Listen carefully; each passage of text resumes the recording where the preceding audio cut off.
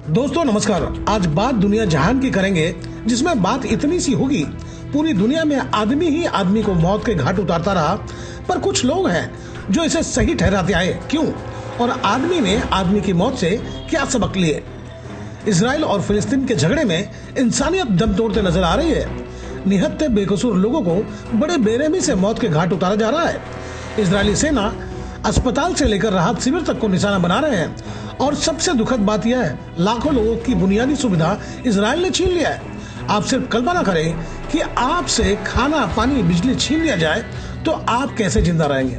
गजा की हालत ऐसी है कि सैकड़ों लोग जिंदा मलबे में दफन हो गए। रहीवासी इलाकों को मलबे में तब्दील कर दिया गया है। बचे खुचे लोग कहाँ जाए, क्या करे, किसी को कुछ सूझ नहीं रहा है।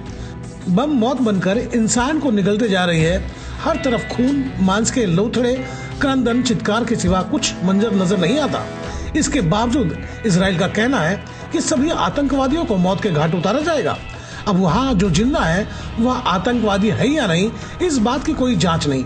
मासूम बच्चे, महिला, बच्चियां को आतंकवादियों के नाम पर मौत की नींद सुला दिया जा रहा है।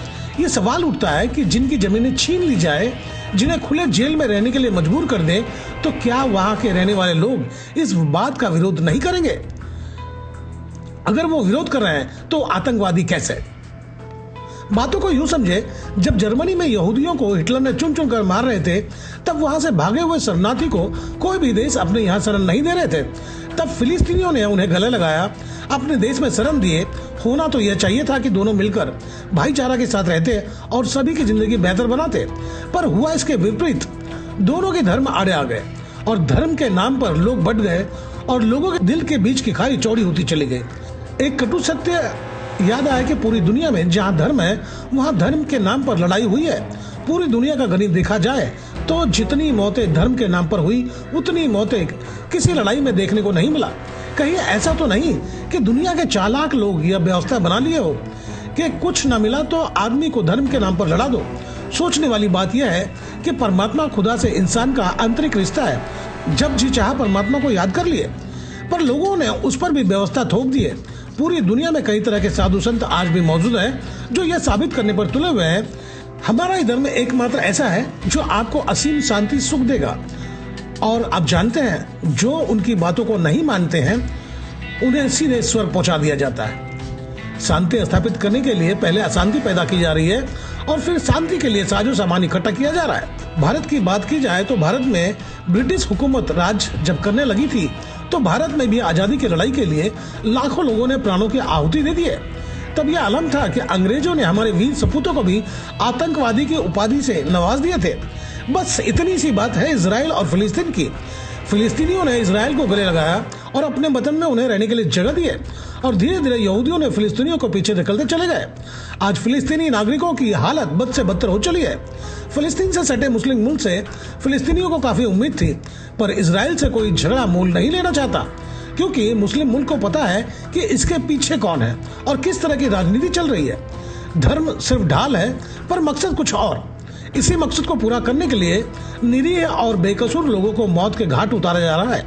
इजराइल और फिलिस्तीन के जंग को देखने के बाद आप यूक्रेन में मारे गए लोगों को भूल चुके होंगे। लड़ाई में किस देश को क्या मिला उसका गणित बिठाया जा चुका है।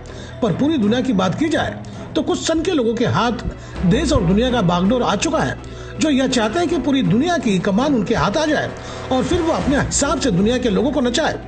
बात की जाए अलग अलग मुल्क की लड़ाई की, तो आपको बता दें, यह सिलसिला कभी थमने वाला नहीं, क्योंकि दुनिया में ऐसे लोग गद्दी पर विराजे हैं जिनका देश असला बेचकर और धनवान हो रहा है। अब आप सोचें कि लोग लड़ेंगे नहीं तो उनका साजो सामान खरीदेगा कौन?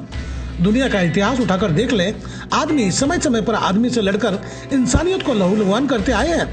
लाखों लोगों की मौत से आदमी कुछ सीखे नहीं, उलट यह बात प्रचलित कर दिया गया कि वह वीर योद्धा था, कितने हिम्मत वाला वह बलशाली था, अकेले सैकड़ों को मौत के घाट उतारा। और इस बात को और बड़ा दिखाने और सही ठहराने के लिए उनके सीने पर एक तमगा लटका दिया। इस बात की कोई चर्चा आपको देखने को नहीं मिलेगी कि जिनके परिवार को मौत के घाट उतार दिया गया, उसके बचे खुचे लोग कैसे इस दुनिया में अपना जीवन व्यतीत किए, उनके क्या परिस्थिति थे, क्या हालात थे। तो दोस्तों, दुनिया जहान में आज इतना ही।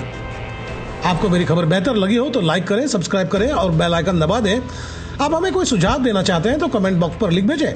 तो गोपाल साहब को दीजिए इजाजत, हम जल्द दूसरी खबर के साथ हाजिर होंगे।